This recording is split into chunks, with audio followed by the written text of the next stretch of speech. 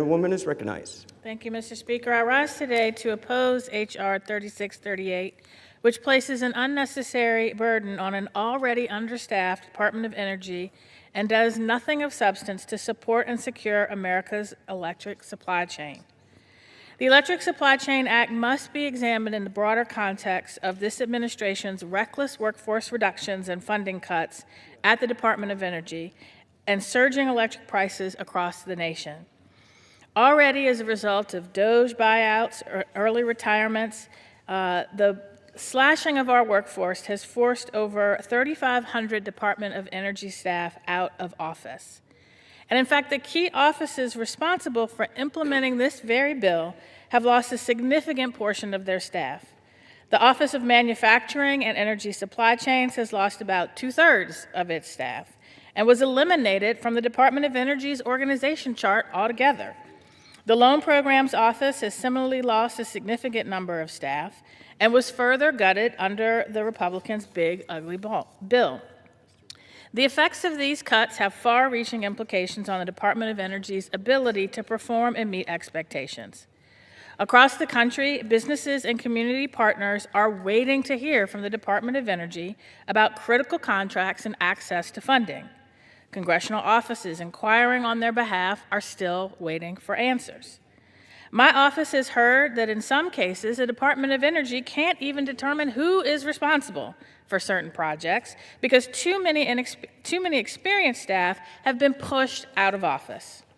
With the Department of Energy already struggling to meet its current obligations, how can we pretend that it's business as usual and justify piling on additional duties that there's no one to perform?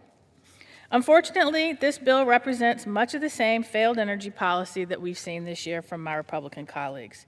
It adds busy work to the Department of Energy's already overfilled plate in the name of shoring up America's electric supply chain while doing nothing to address the active harm done to that very same supply chain by Republicans' attacks on clean energy, the cancellation authorized by the big ugly law of grants and programs that invest in American energy, and tariff policies that make it difficult to complete some projects.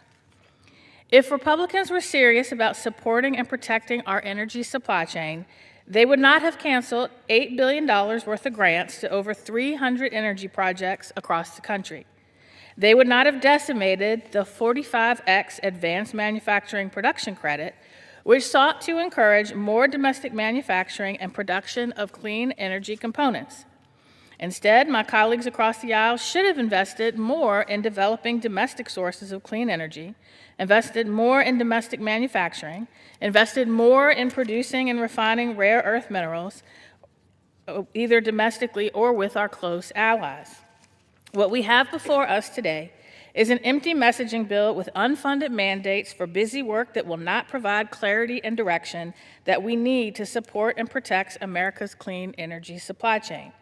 I urge my colleagues to oppose this bill and refocus efforts that will actually strengthen our energy supply chain and reduce energy costs for our families. And I implore the members of Congress to stand up for the federal workforce that has been traumatized and decimated this year while we continue to put bills forward that put more work on their backs of those that are left and ignore the fact that there's not a sufficient workforce to do any of the work that we have in these bills that keep coming before the floor. It's lunacy, and we need to get back to reality. And with that, I yield back.